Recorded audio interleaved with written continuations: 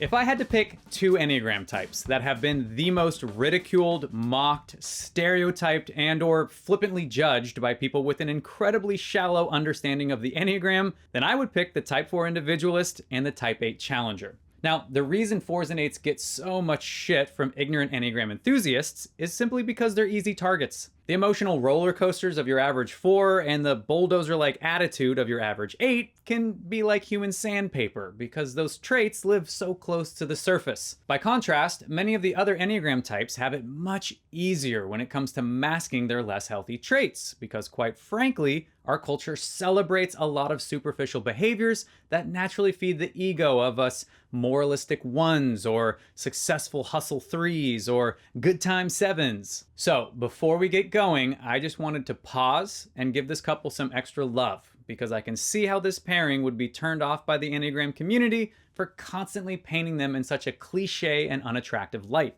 You 4s and 8s have just as much potential for healthy or dysfunctional relationships as the rest of us. Now, with that said, the Enneagram 4-8 relationship is one hell of a ride. It's just that anytime you have a relationship between two types that are both in the reactive group of the harmonic triad, you typically have some fireworks. As you see here, 4s, 6s, and 8s are all reactive types, which means they wear their emotional reactions on their sleeve, especially in regards to any painful or adverse situation. This also means that 4s and 8s tend to have a high value for authenticity because that's how they feel safe and connected to the people they love. 4s and 8s in particular believe that you should just be who you are at all times. No filters, no masks, no need for anything too polite or too polished. Just give them your honest thoughts and immediate reactions to whatever life throws at you. Obviously, that kind of authentic yet unfiltered communication is a recipe for one spicy relationship, but that's usually the way this couple likes it. Both 4s and 8s just want to feel alive, and that only happens when they're leaning into challenging situations or pushing the boundaries of their creative self-expression. Oddly enough, this shared desire for intensity makes them surprisingly tolerant and kind of even attracted to each other's rough edges. For example, 8s can get a bit of a rush from their pursuit of the broody, coy, or hard-to-get 4, while the 4 can get a rush from the 8's assertive, irreverent, and fairly indulgent impulses.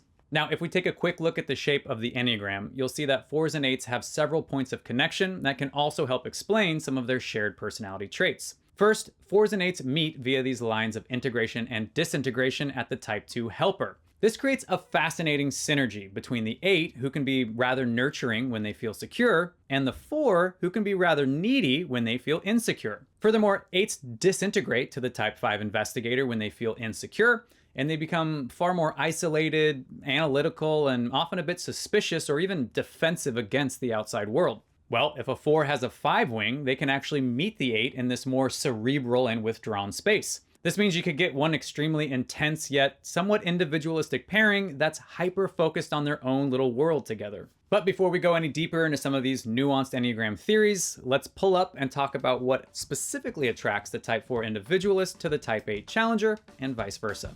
Thank you so much for watching You've Got a Type. If you enjoyed that clip, then why not watch the full video it was taken from right here? And if you really enjoyed it, then maybe hit those like and subscribe buttons before you go. No pressure though. Just happy you're here.